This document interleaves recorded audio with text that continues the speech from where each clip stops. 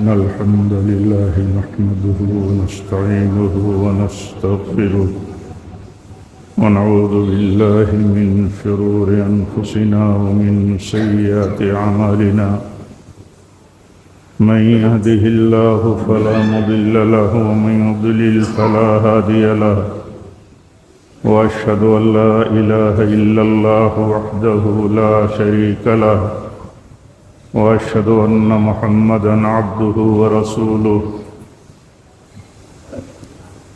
يا أيها الذين آمنوا اتقوا الله حق تقاته ولا تموتن إلا وأنتم مسلمون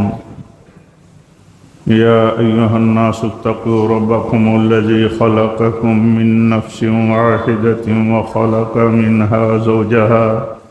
وبث منهما رجالا كثيرا ونساء واتقوا الله الذي تساءلون به والأرحام إن الله كان عليكم رقيبا يا أيها الذين آمنوا اتقوا الله وقولوا قولا سديدا يصلح لكم أعمالكم ويغفر لكم ذنوبكم ومن يطع الله ورسوله فقد فاز فوزا عظيما أما بعد فإن خير الحديث كتاب الله وخير الهدي هدي محمد صلى الله عليه وسلم وشر الأمور محدثاتها وكل محدثة بدعة وكل بدعة ضلالة وكل ضلالة في النار أعوذ بالله من الشيطان الرجيم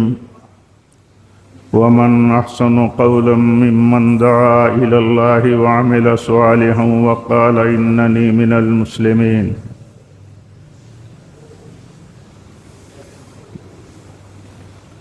معزز حاضرین جمعہ،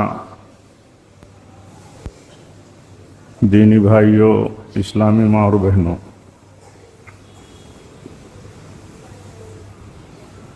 اللہ تعالیٰ نے ہمارے لیے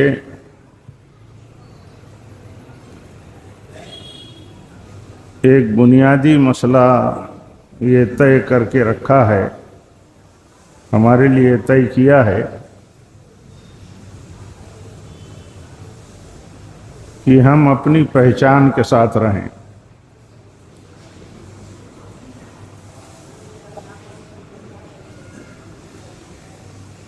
ہم جس نظریے اور جس عقیدے پر ہیں اس نظریے اور عقیدے کے ساتھ ہم جانے جائیں، پہچانے جائیں،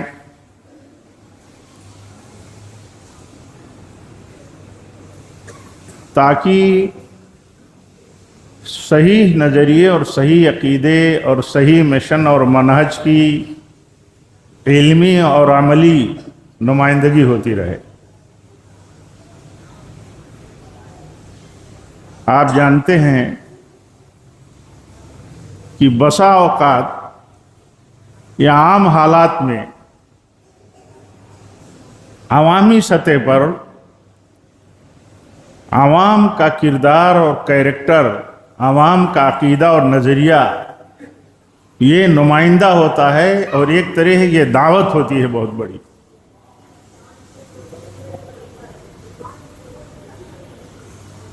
بحیثیت مسلمان، بحیثیت اللہ کے فرما بردار، بحیثیت اللہ کا بندہ، اللہ کی عبادت کے رنگ میں رہنے والا، جب جانا پہچانا جاتا ہے اپنے معاشرے میں، اپنے نیٹ ورک میں، اپنی بستی میں، اپنے وطن میں، تو وہ ایک میسج بنا رہتا ہے کہ یہ کہیں نہ کہیں ان کی کوئی نسبت ہے، اور وہ نسبت اتنی عظیم ہے، اتنی عظیمت کی ہے کہ وہ اس پر ڈٹے ہیں اور اسی رنگ میں رہتے ہیں۔ دیکھیے اللہ تعالیٰ نے فرمایا وَمَنْ أَحْسَنُ قَوْلًا مِّمَّنْ دَعَا إِلَى اللَّهِ وَعَمِلَ صَالِحًا وَقَالَ إِنَّنِي مِنَ الْمُسْلِمِينَ۔ اس سے بہتر کس کی بات ہو سکتی ہے جو اللہ کی طرف بلاتا ہو، اللہ تعالیٰ کی طرف بلانے میں ہمارے کردار سے بھی دعوت ہوتی ہے، اور بہت بڑی دعوت ہے۔ اس کی بہت ساری مثالیں آپ سنتے رہتے ہیں کہ کس طرح قول و کردار کی دعوت نے بنیادیں اسلام میں مضبوط کی تھیں۔ آپ بتائیے، نبی صلی اللہ علیہ وسلم نے جب حضرت ابوبکر رضی اللہ تعالیٰ عنہ اپنے دوست کو دعوت دی اسلام کی، تو ان کے سامنے ظاہر سی بات ہے کہ ان کے سامنے کردار اور کیریکٹر ہی تھا۔ آپ سوچئے کہ کیا تھا ان کے سامنے؟ جب نبی صلی اللہ علیہ وسلم نبوت کی ذمہ داری لے کر کے آئے اور پیش کی دعوت اور اپنی نبوت کی ذمہ داری بتائی کہ مجھے اللہ نے نبی بنایا ہے، تو حضرت ابوبکر رضی اللہ تعالیٰ عنہ نے آپ کی دعوت اور آپ کی نبوت کو قبول کر لیا، اور یہ کہہ کے یہ کلیئر کیا سماج میں کہ جس شخص کو میں نے اپنی پوری عمر تک 40 سالوں تک جسے کبھی جھوٹ بولتے نہیں دیکھا، تو کیسے یہ مانے کہ وہ اللہ پر جھوٹ بولے گا؟ وہ شخص اللہ پر جھوٹ بولے گا، ہم یہ کیسے مان سکتے ہیں؟ تو یہ دعوت ہے کردار کی۔ اللہ تعالیٰ فرماتا ہے کہ ان سے بہتر کس کی بات ہو سکتی ہے؟ اللہ کی طرف بلانے والے سے بہتر، اللہ کی توحید کی طرف بلانے والے سے بہتر۔ اور اسی طرح بلاتا ہے تو وہ کیریکٹر والا بھی ہے، ایسا نہیں کہ دعوت ہے، نسبت ہے اللہ کی طرف، توحید کی طرف، ہاں تو اس کا کردار صحیح نہیں ہے، وہ کیریکٹر میں صحیح نہیں ہے۔ تو کیریکٹر میں صحیح نہیں ہے تو یہ تو بہت بڑا خطرہ، بلکہ بہت غلط میسج بن جاتا ہے۔ بات آدمی اللہ کی کرے، بات نسبت آدمی اللہ کی طرف کرے، نسبت نبی صلی اللہ علیہ وسلم اور آپ کے طریقے اور آپ کے مسلک کی طرف کرے، اور کیریکٹر کمزور ہو، اخلاق کمزور ہو، معاملات کمزور ہوں، بنیاد کمزور ہو آدمی کی، اعتبار اس کا نہ ہو، تو اللہ تعالیٰ نے فرمایا کہ اللہ کی طرف بلانے والا اللہ کی طرف بلاتا ہے تو جس بات کا دعوے دار ہے، جس بات کی دعوت دیتا ہے، اس پر قائم رہتا ہے، اپنے قول کے ساتھ کردار میں بھی، یعنی قول و کردار میں قائم رہتا ہے اپنے موقف پر، اور بتاتا ہے لوگوں کو، بتاتا ہے لوگوں کی میں فرمانبردار ہوں، بتاتا ہے اپنے قول و عمل سے، بتاتا ہے کہ میں اللہ کی توحید کا پابند ہوں، اسی کے رنگ میں رہتا ہوں۔ اور اسی طرح نبی صلی اللہ علیہ وسلم کی طرف جب ہماری نسبت ہے، آپ کا ہم کلمہ پڑھتے ہیں تو ہم نبی صلی اللہ علیہ وسلم کے مسلک اور طریقے سے ہٹتے نہیں، ہم ہٹ نہیں سکتے، اس لیے کہ ہم اللہ تعالیٰ کی توحید اور نبی صلی اللہ علیہ وسلم کی سنت اور اسوہ کی جس طرح ہم دعوت دیتے ہیں، دعوے دار ہیں، تو ہم اس پر کاربند بھی ہیں۔ یہ پیمانہ ہے میرے بھائیو ہمارا، اسی لیے بنیادی طور پر یہ تقاضا ہے ہم سے ہر گھڑی، ہر وقت اور ہر موقع کے لیے کہ ہم جہاں بھی رہیں، جس جگہ رہیں، جس طرح کے ماحول میں رہیں، ہماری بنیاد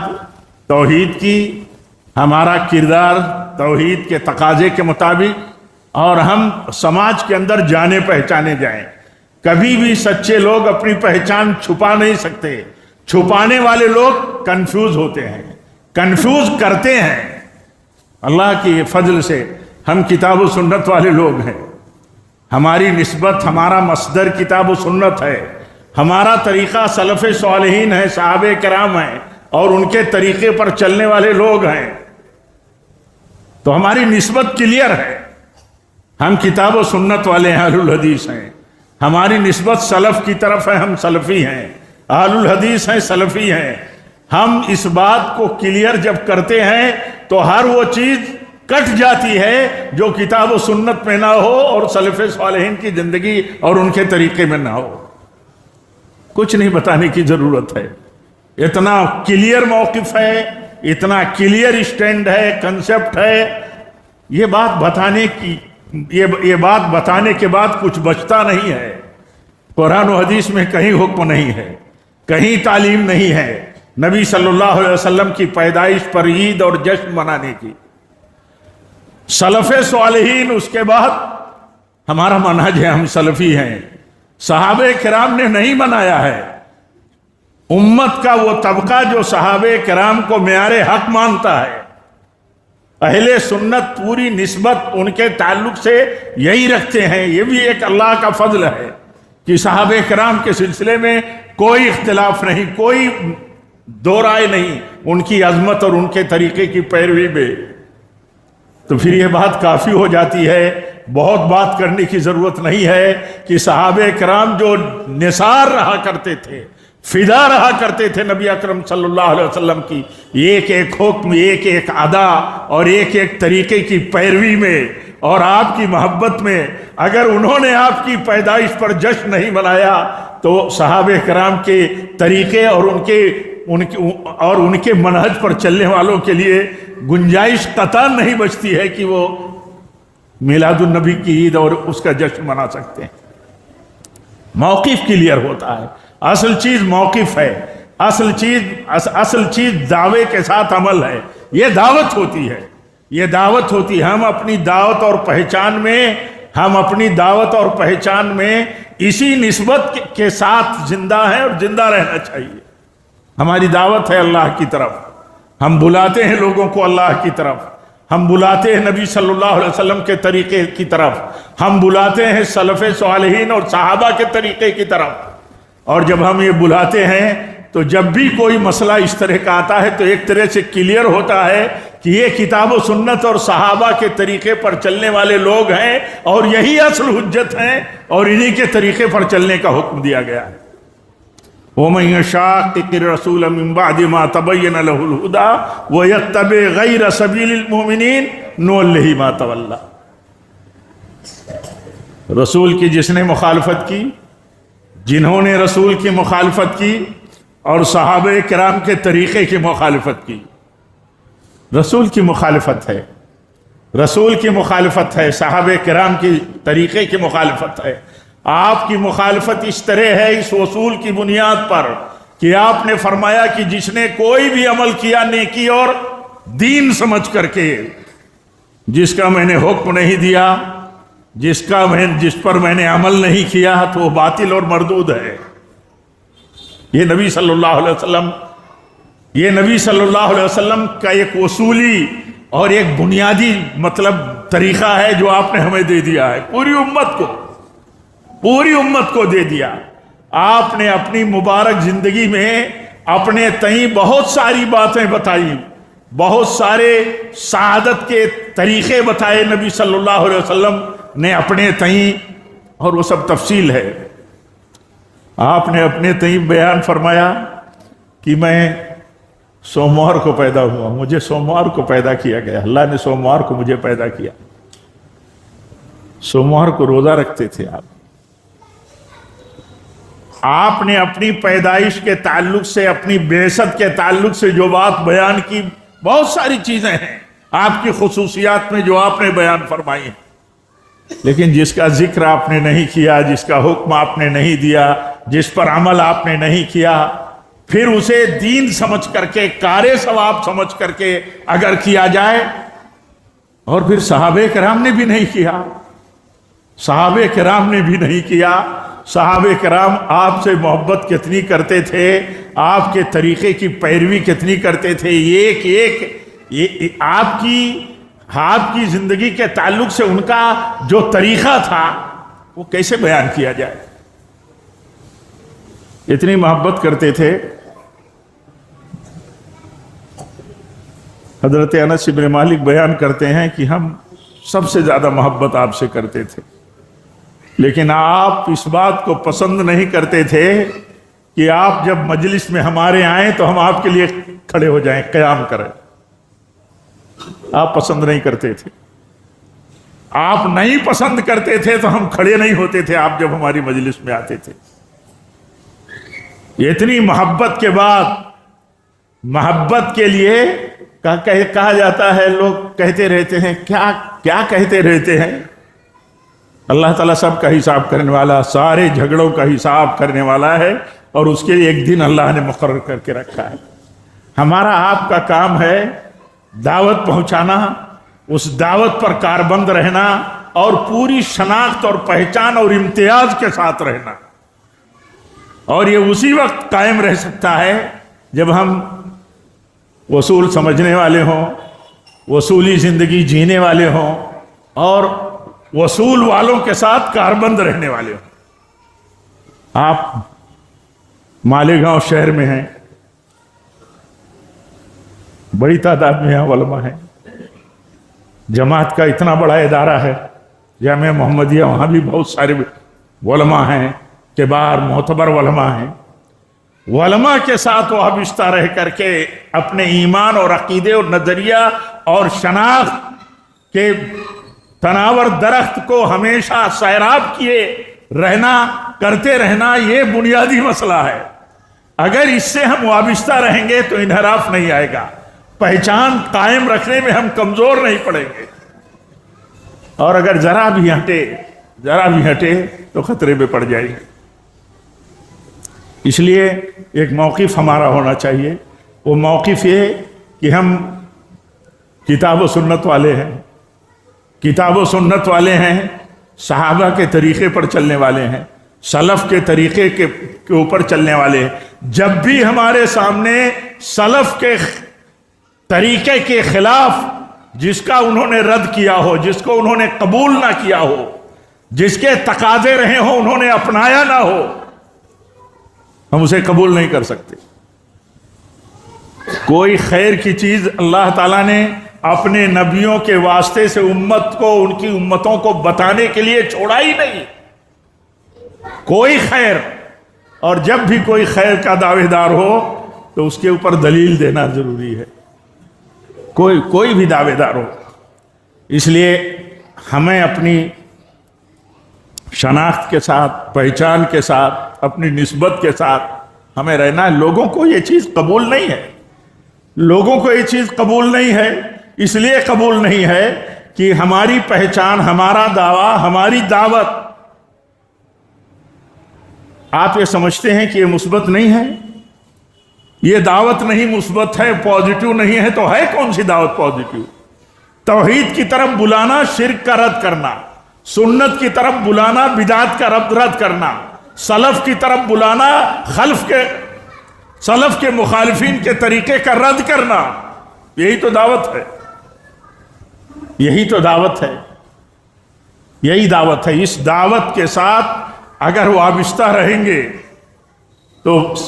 پہچان کے ساتھ رہیں گے. اور یہ چیز دیکھیے، یہ چیز جب ملتی ہے بندے کو، کسی کو حاصل ہو جاتی ہے، ہر آدمی دیکھے تو اس کو لذت ملتی ہے، اس کو سکون ملتا ہے، اطمینان ملتا ہے. اپنے منہج اور اپنے عقیدت پر رہتے ہوئے، عقیدے اور نظریے پر اس کو اتنی مضبوطی اور اتنا سکون اور اتنی لذت محسوس کرتا ہے کہ اس کے سوا کی چیزیں اس کو کڑوی اور کڑواہٹ کی ہوتی ہیں، بے چینی کی ہوتی ہیں. ایک توحید پرست موحد، اس کو شرک بے چین کر دے گی. ایک سنت کا پابند متبع سنت، اس کو بدعت بے چین کر دے گی. ایک سلف کے طریقے کے جاننے والے کو سلف کے خلاف کا طریقہ بے چین کر دے گا، یہ بے چین کر دے گا، کیونکہ وہ اتنا مطمئن ہے، اتنا اس کو سکون ہے کہ اس کی سکون میں بے سکونی پیدا کرنے والی یہ چیزیں ہیں، بے چین ہو جاتے ہیں. کیسے کہا سلف نے کہ نبی صلی اللہ علیہ وسلم کی بات آ جائے اور نبی صلی اللہ علیہ وسلم کی بات کے خلاف اگر کوئی ابو بکر عمر رضی اللہ عنہما کے قول کا اور ان کی بات کا حوالہ دے تو ہمیں تو ڈر ہے کہ آسمان کہیں ان پر پتھر نہ برسائے. یعنی اتنی بے چینی ہو جاتی تھی، اتنا دکھی ہو جاتے تھے کہ ایسے لوگ بھی ہو سکتے ہیں، ایسے لوگ بھی ہو سکتے ہیں کہ نبی صلی اللہ علیہ وسلم کی بات آ جائے اور وہ بات کاٹنے والی ہو. کس کی طرف سے وہ بات کٹتی ہو؟ ابو بکر رضی اللہ تعالیٰ عنہ کی طرف سے. اگر ان کی طرف سے بھی وہ بات کٹتی ہو اور آدمی ریفرنس دے کر کے ان کا نبی صلی اللہ علیہ وسلم کی بات کاٹنے کے لیے بیان کرتا ہو، بیان دیتا ہو، تو کہتے ہیں یہ تو عذاب کی بات ہو سکتی ہے، یہ تو عذاب کا مسئلہ ہو سکتا ہے، عذاب کا خطرہ ہو سکتا ہے۔ کیا یہ بات نہیں معلوم؟ معلوم جنہیں ہے معلوم ہے، جنہیں نہیں معلوم ہے ان تک معلومات جانی چاہیے، جانی چاہیے، ان تک معلومات جانی چاہیے۔ ہر مرد و عورت کا یہی طریقہ ہونا چاہیے۔ جب ہم توحید اور سنت میں اور اسی طرح اللہ تعالیٰ کی ربوبیت سے ہم راضی رہتے ہیں تو دیکھیے اس میں ہماری ایک اور پہچان ہوتی ہے۔ وہ پہچان یہ ہوتی ہے کہ موحدین جو ہوتے ہیں، سچے عقیدے کے، سچے کتاب و سنت کے پیروکار،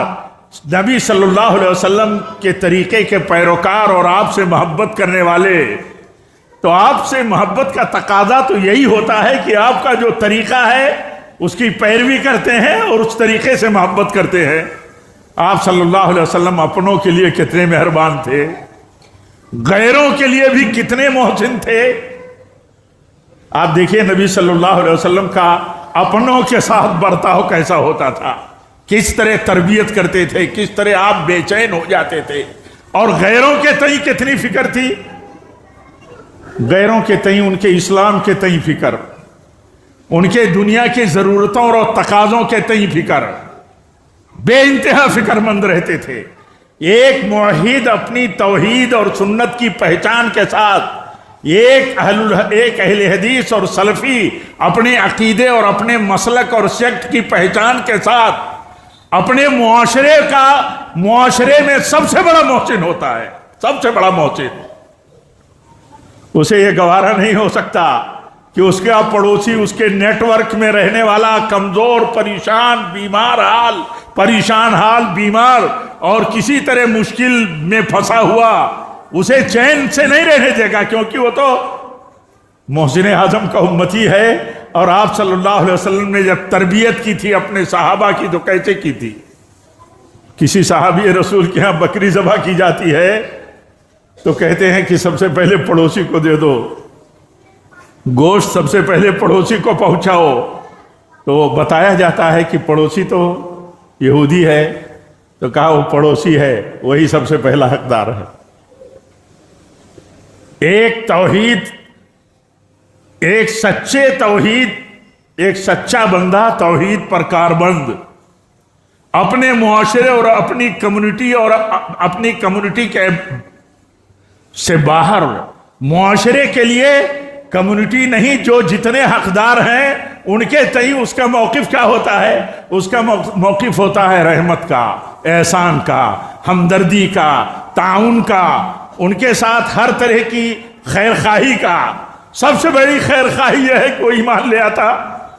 ایمان لانے کے لیے کوئی زور، کوئی جبر، کوئی لالچ غلط قسم کی بالکل صحیح نہیں ہے، لیکن یہ کہ اس کی ہمدردی، اس کا اعتماد۔ ایک مسلمان اپنے معاشرے میں اپنوں کا ہی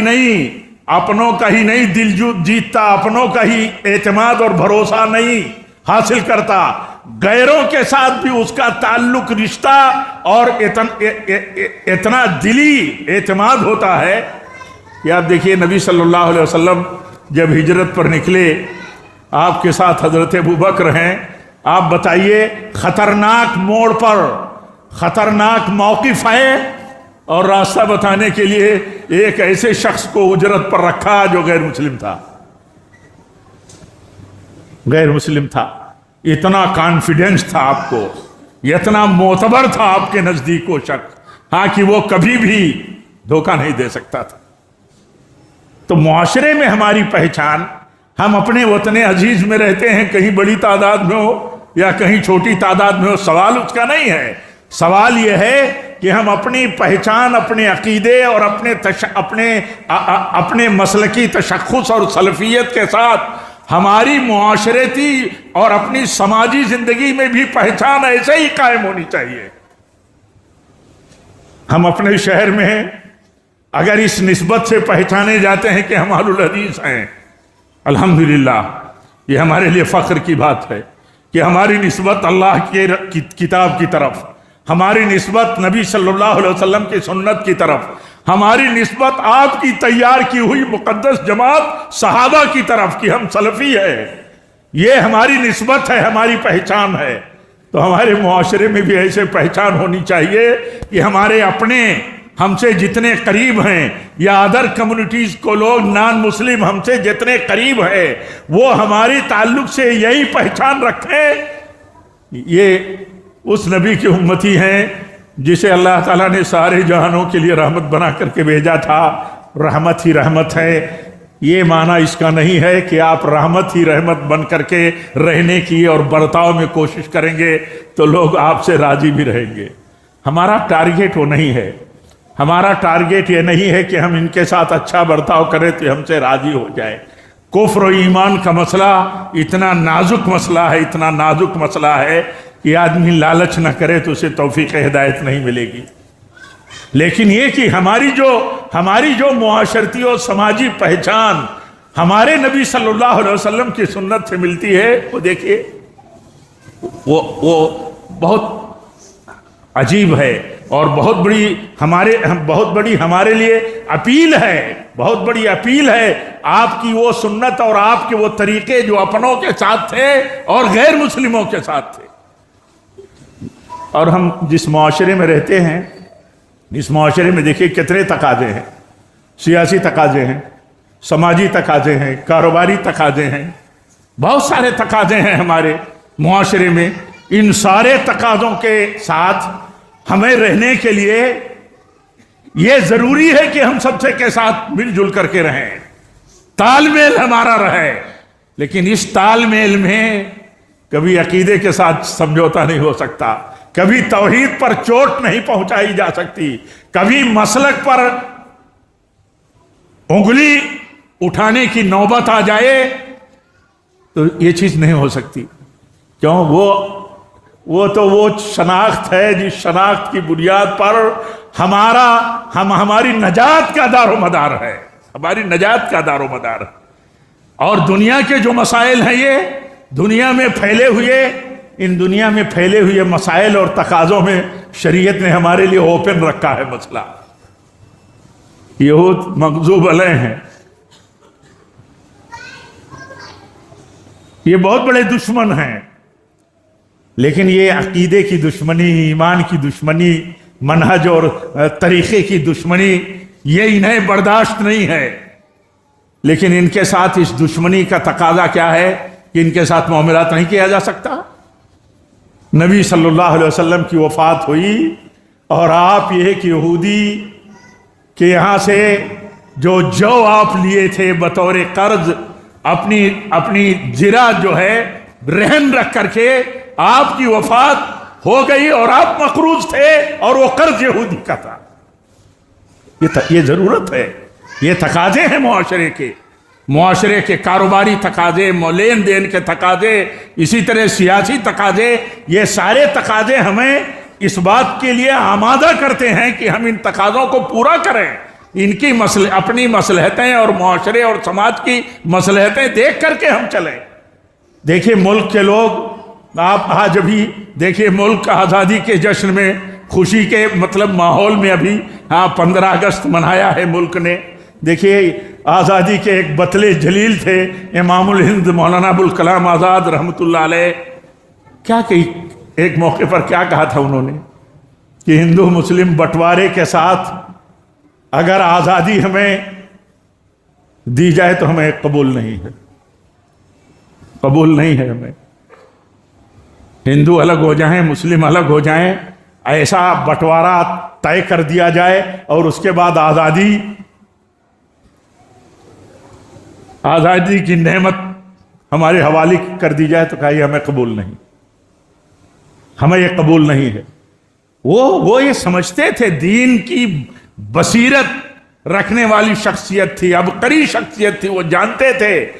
کہ جس ماحول میں ہم جیتے ہیں اس ماحول میں تو اللہ تعالیٰ نے ہمارے اوپر اتنی بڑی کثیر آبادی ادر کمیونٹیز کی ہمارے کندھوں پر ہے، ہمارے اوپر ہے۔ دین کی رسالت کو پہنچانا اور ان تک دین کو عملی شکل میں پیش کرنا، یہ تو ہماری ذمہ داری ہے، ہمیں یہ موقع ہے۔ ہم الگ الگ ہو جائیں ایک دوسرے سے اور اس کے بعد علیحدہ ہو کر کے ہماری حد بندیاں ہو جائیں، تب تو ایک طرح سے وہ کہتے تھے یہ تو فرار کی راہ ہے، یہ تو فرار کی راہ ہے۔ یہ فرار اختیار کرنا ٹھیک نہیں ہے۔ علیحدگی پسندی کی راہ پر جانا یہ فرار کی راہ ہے۔ لوگوں کے بیچ میں رہتے ہوئے پوری ذمہ داری اور پورے ایمان اور یقین اور پوری شناخت کے ساتھ اسلام کی نمائندگی کرنا اور عقیدے کی نمائندگی کرنا، مسلک کی نمائندگی کرنا، ایک بال کے برابر بھی اس میں سمجھوتا نہیں، لیکن لوگوں کے ساتھ رابطے اور لوگوں کے ساتھ تعاون اور مطلب جڑنے کی مطلب نوعیت ایسی ہو کہ ہم ایک دوسرے سے علیحدہ کیسے ہو سکتے؟ نہیں ہو سکتے۔ اور یہ راہ خطرناک ہے، یہ راہ خطرناک ہے اس لیے کہ جسے دین نے نہیں قبول کیا، ایک اقلیت میں، ایک چھوٹی مطلب آبادی میں یہ اتنی بڑی آبادی کے ساتھ ہم رہتے ہیں، تو ہماری ذمہ داری یہ ہے کہ ہم اپنے عقیدے اور اپنے کردار اور حسن سلوک سے دعوت دیتے رہیں۔ لوگوں کا اپنا کام ہے، تنفیر لوگوں کا کام ہے، جن کا کام ہے ان کا کام ہے، نفرت پھیلانا جن کا کام ہے ان کا کام ہے۔ نبی صلی اللہ علیہ وسلم کی سنت رحمت، آپ فرماتے ہیں میں تو رحمت کا ہدیہ بن کر کے آیا ہوں لوگوں کے لیے، تو آپ تو ہدیہ بن کر کے رحمت کا آئے تھے، تو کیا آپ کو لوگوں نے قبول کر لیا تھا؟ آپ کو لوگوں نے قبول کر لیا تھا محبت سے، لیکن تھے آپ ہدیہ رحمت، ساری انسانیت اور سارے سماج کے لیے آپ ہدیہ رحمت تھے۔ آپ نے اپنے قول و قرار، بے چینی، کردار اور عمل سے ثابت کیا کہ آپ رحمت ہی رحمت ہیں لوگوں کے لیے، بلکہ ہدیہ ہے آپ۔ لوگوں کو گوارا نہیں تھا، تو یہ تو ان کا مسئلہ ہے نا، ہمیں ہماری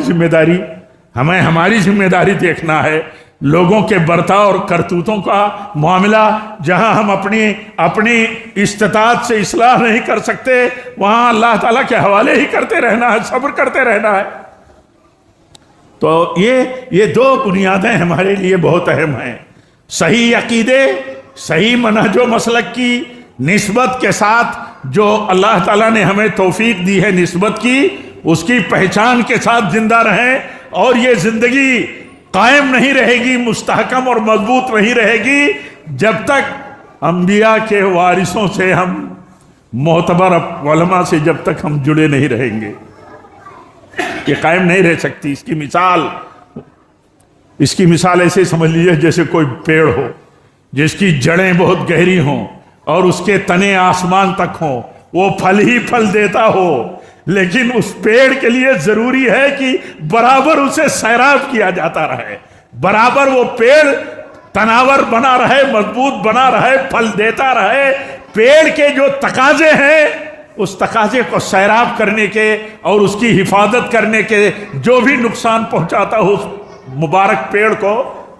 تو وہ کام کرتے رہنا، نقصان سے بچاتے رہنا، نفع پہنچاتے رہنا، اور یہی چیز ہے کہ ہم علماء سے سیراب ہوتے رہے، اور اپنے آپ کو اپنے معاشرے میں ہر آدمی یہ ثابت کرے کہ ہم اپنوں کے لیے تو بے انتہا ہماری اپنائیت ہے اپنوں کے لیے، لیکن ہم غیروں کے لیے بھی بے چین ہیں، ہمدرد ہیں، محسن اعظم کے ہم امتی ہیں، تو ہم بھی غیروں کے لیے محسن ہیں۔ اللہ تعالیٰ سے دعا ہے کہ رب العالمین ہم سب کو دین کا صحیح کنسپٹ سمجھ کر کے، دین کا صحیح موقف اور نظریہ سمجھ کر کے، صحیح اس پر اسٹینڈ لے کر کے، اللہ تعالیٰ ہم سب کو زندگی گزارنے کی توفیق دے، ثابت قدم رہنے کی توفیق دے، اور رب العالمین جب تک ہم زندہ رہیں تیرے تقوی پر رہیں، تیرے نبی صلی اللہ علیہ وسلم کے طریقے پر رہیں،